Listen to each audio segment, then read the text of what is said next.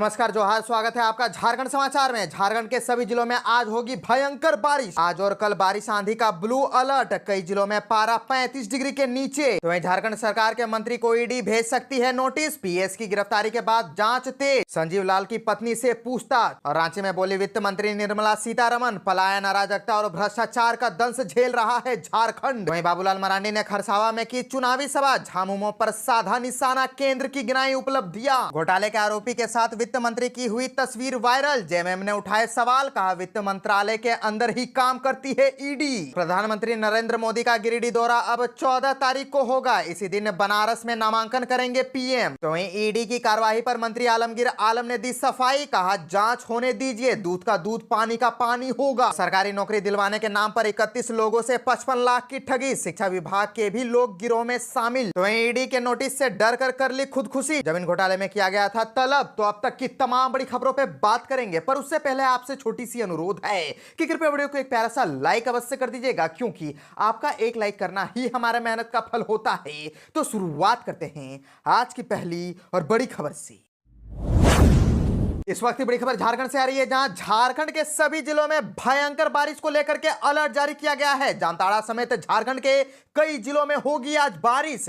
आज और कल बारिश आंधी का ब्लू अलर्ट जारी किया गया है। कई जिलों में पारा 35 डिग्री के नीचे। दरअसल झारखंड में मौसम का मिजाज बदला हुआ है। जामताड़ा समेत कई जिलों में बारिश हो रही है। वहीं गिरिडीह में भी सुबह से बारिश हुई। मौसम विभाग ने आंधी बारिश का ब्लू अलर्ट जारी किया है। राज्य के कई हिस्सों में आंधी पानी के साथ तेज बारिश की संभावना है। आपको बताते चले कि ये ब्लू अलर्ट आज और कल के लिए है। इस दौरान राज्य के 75% हिस्सों में बदले मौसम का असर देखने को मिल सकता है। मौसम विभाग ने 12 मई तक सतर्क रहने की अपील की है। मौसम में आ रहे इस बदलाव के बावजूद तापमान में किसी बड़े बदलाव की संभावना नहीं है। राज्य में आज अधिकतम तापमान 33 डिग्री के आसपास और न्यूनतम तापमान 22 डिग्री सेल्सियस के आसपास रहने की संभावना जाहिर की गई है। और बताते चले कि राज्य में पिछले 24 घंटे में मौसम पर नजर डाले तो कई जगहों पर गर्जन और आंधी के साथ हल्के और मध्यम दर्जे की बारिश हुई है। राज्य में सबसे अधिक 52 mm साहेबगंज में दर्ज की गई है। राजधानी रांची के कुछ हिस्सों में ओलावृष्टि की भी सूचना है। मौसम विभाग के अनुसार आज राज्य में कहीं कहीं पर गर्जन और तेज हवा चलने की संभावना है।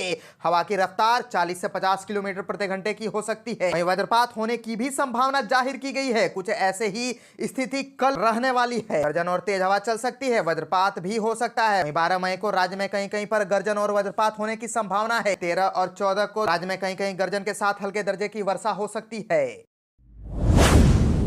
झारखंड सरकार के मंत्री को ईडी भेज सकती है नोटिस। पीएस की गिरफ्तारी के बाद जांच हुई तेज। संजीव लाल की पत्नी से हुई पूछताछ। दरअसल ग्रामीण विकास मंत्री आलमगीर आलम के पीएस संजीव लाल, उसके सहायक जहांगीर आलम की गिरफ्तारी के बाद ईडी बड़ा एक्शन ले सकती है। सूत्रों की माने तो ईडी मंत्री आलमगीर को भी समन करने की तैयारी में है। खबर है कि ईडी अब बड़रवा टेंडर विवाद से लेकर वीरेंद्र राम प्रकरण तक में मंत्री आलमगीर आलम की भूमिका तलाशेगी। वही आलमगीर आलम के मामले में कांग्रेस पार्टी की ओर से भी किसी तरह का बयान जारी नहीं किया गया है। इधर इस मामले में संजीव लाल की पत्नी रीता लाल से ईडी पूछताछ की। ईडी के अधिकारियों को संजीव लाल और उसके सहायक जहांगीर आलम की रिमांड मिली हुई है। झारखंड सरकार के ग्रामीण विकास मंत्री आलमगीर आलम के पीए और पीए के नौकर के घर छापेमारी के दौरान करोड़ों रुपए बरामद होने के मामले में झारखंड सरकार के मंत्री आलमगीर आलम सफाई देते नजर आए। मंत्री लोहरदगा में विभिन्न कार्यक्रमों में शामिल हुए। इस दौरान मंत्री ने लोहरदगा के कुड़ू प्रखंड, लोहरदगा शहरी क्षेत्र और किस्को प्रखंड में कार्यक्रमों में शामिल हुए और महागठबंधन प्रत्याशी सुखदेव भगत के पक्ष में मतदान को लेकर कार्यकर्ताओं के साथ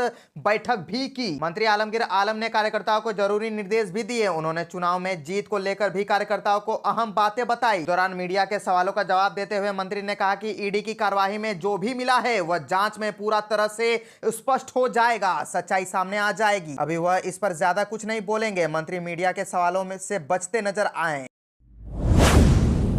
बाबूलाल मरांडी ने खरसावा में की चुनावी सभा। झामुमो पर साधा निशाना, केंद्र की गिनाई उपलब्धियां। भाजपा प्रदेश अध्यक्ष सह पूर्व सीएम बाबूलाल मरांडी ने खरसावा के हरिभंजा में बूथ स्तरीय कार्यकर्ता सम्मेलन में शामिल हुए। इस मौके पर पार्टी कार्यकर्ताओं को संबोधित करते हुए बाबूलाल मरांडी ने कहा कि पिछले 10 वर्षों में केंद्र की मोदी सरकार ने हर वर्ग के लोगों के हितों में ध्यान रखते हुए कार्य किया है। गरीबों के लिए मुफ्त अनाज, आवास, बेहतर चिकित्सा सुनिश्चित करते हुए विकास योजनाओं का सीधा लाभ आम जनता तक पहुंचाया। दूसरी ओर राज्य की झामुमो कांग्रेस की की सरकार पिछले 4 वर्षों से राज्य के संशोधनों का दोहन करने में जुटी हुई है। बाबूलाल मरांडी ने झामुमो और कांग्रेस पर निशाना साधते हुए कहा कि ये दोनों ही दल उलझुल बातें कर लोगों को भ्रमित करने का प्रयास कर रहे हैं, परंतु जनता इनके बातों में आने वाली नहीं है। अपने हित में चुनाव लड़ने वालों को खूंटी की जनता सबक सिखाएगी। इन्हें झारखंडियों की चिंता नहीं है। अगर ये दल झारखंड के हितैषी होते तो झारखंड अलग राज्य कब का बन चुका होता। भाजपा को झारखंडियों का सच्चा हितैषी बताते हुए झारखंड प्रदेश भाजपा व पूर्व पीएम स्वर्गीय अटल बिहारी वाजपेयी जी की देन है। सम्मेलन में वरीय नेत्री मीरा मुंडा ने कहा कि विपक्षी दलों के नेता गांव में झूठ बातें कर रहे हैं और लोगों को भ्रमित करने का प्रयास कर रहे हैं।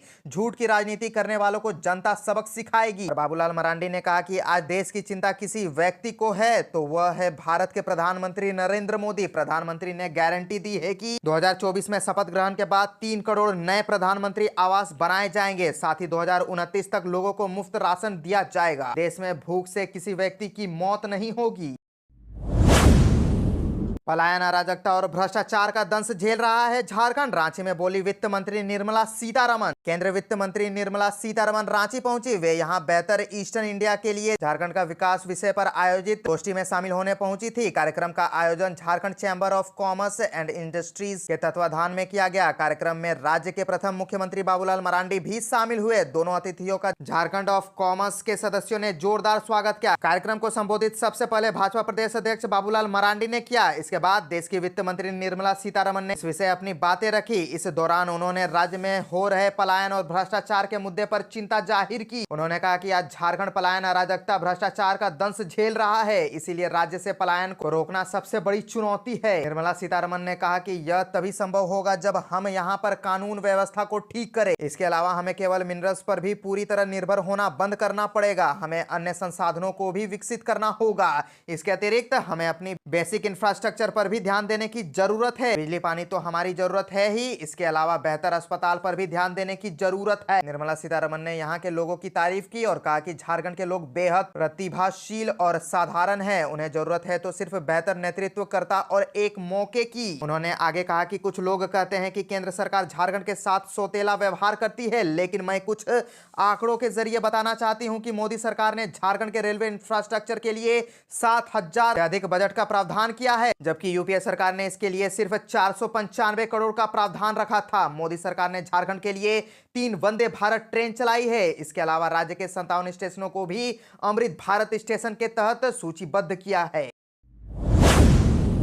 प्रधानमंत्री नरेंद्र मोदी का गिरिडीह दौरा अब 14 मई को होगा। इसी दिन बनारस में नामांकन करेंगे पीएम। प्रधानमंत्री नरेंद्र मोदी का दौरा अब 14 मई को गिरिडीह में होना तय हुआ है। पहले यह कार्यक्रम 16 मई को प्रस्तावित था, लेकिन इसमें फेरबदल करते हुए 14 मई को सभा आयोजित की जाने की जानकारी दी गई है। इसी दिन प्रधानमंत्री बनारस लोकसभा सीट से अपना नामांकन भी दाखिल करेंगे। गिरिडीह के बिडनी में आयोजित हो रहे कार्यक्रम के लिए प्रभारी नियुक्त किए जमुआ विधायक केदार हाजरा के अनुसार प्रधानमंत्री 14 मई को दोपहर करीब 1 बजे बिडनी प्रखंड के पेशम स्थित अड़वार मैदान में सभा को संबोधित करेंगे। कार्यक्रम की तिथि में फेरबदल की वजह से सभा की तैयारियां तेज कर दी गई है। मैदान में पंडाल बनाने का काम भी शुरू कर दिया गया है। लोकसभा चुनाव को लेकर चल रहे धुआंधार प्रचार के बीच 11 मई को प्रधानमंत्री झारखंड के चतरा में सभा को संबोधित करेंगे। वहीं 13 मई की शाम वह बनारस पहुंचेंगे, जहां रोड शो का आयोजन किया जाना है। प्रधानमंत्री के दौरे को लेकर भारतीय जनता पार्टी समेत राजग के सहयोगी दलों के नेताओं और कार्यकर्ताओं में उत्साह है। कोडरमा लोकसभा क्षेत्र की भाजपा प्रत्याशी अन्नपूर्णा देवी समेत पार्टी के अन्य नेता गांव-गांव जाकर लोगों से प्रधानमंत्री के कार्यक्रम में शामिल होने की अपील कर रहे हैं। इस सभा के माध्यम से पीएम गिरिडीह के अलावा कोडरमा और हजारीबाग जिले के मतदाताओं को भी संबोधित करेंगे।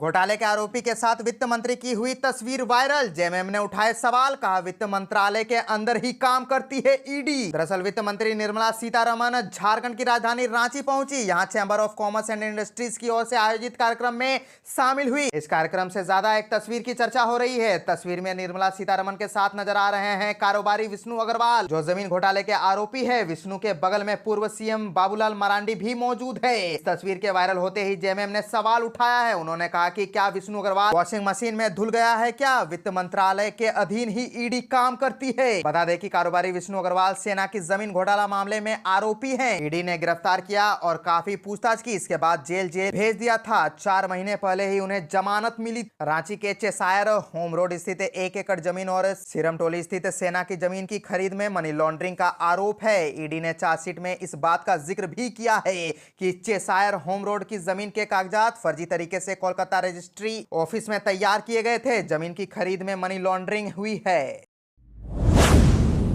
ईडी के नोटिस से डर कर ली खुदकुशी, जमीन घोटाले में किया था तलब। दरअसल झारखंड में प्रवर्तन निदेशालय के ताबड़तोड़ एक्शन के बीच एक आत्महत्या को जो जांच एजेंसी के नोटिस से जोड़ा जा रहा है। एक जमीन कारोबारी ने रांची में फांसी लगाकर आत्महत्या कर ली है। बताया जा रहा है कि जमीन घोटाले से ईडी के नोटिस से मिलने के बाद से मृतक तनाव में था। मामला राजधानी रांची के लालपुर थाना क्षेत्र स्थित सिल्वरडेल अपार्टमेंट का है। यहाँ कृष्णकांत नाम के जमीन कारोबारी ने फांसी लगाकर आत्महत्या कर ली है। फंदे पर झूलने के बाद परिवार के लोग कारोबारी को आनंद फानन में ऑडिट अस्पताल ले गए। डॉक्टरों ने उन्हें मृत घोषित कर दिया। घटना की सूचना मिलने के बाद पुलिस मौके पर पहुंचकर मामले की जांच में जुटी हुई है। कृष्णकांत से जुड़े हुए लोगों को कहना है कि जमीन घोटाले मामले को लेकर ईडी ने कुछ दिन पहले कृष्णकांत को नोटिस भेजा था। एजेंसी ने उन्हें पूछताछ के लिए बुलाया था। इसके बाद से वह तनाव में थे। हालांकि आत्महत्या के पीछे ईडी का नोटिस ही एकमात्र वजह है या नहीं, इसकी पुष्टि नहीं हो पाई है। पुलिस सभी एंगल से इस मामले की जांच में जुट गई है।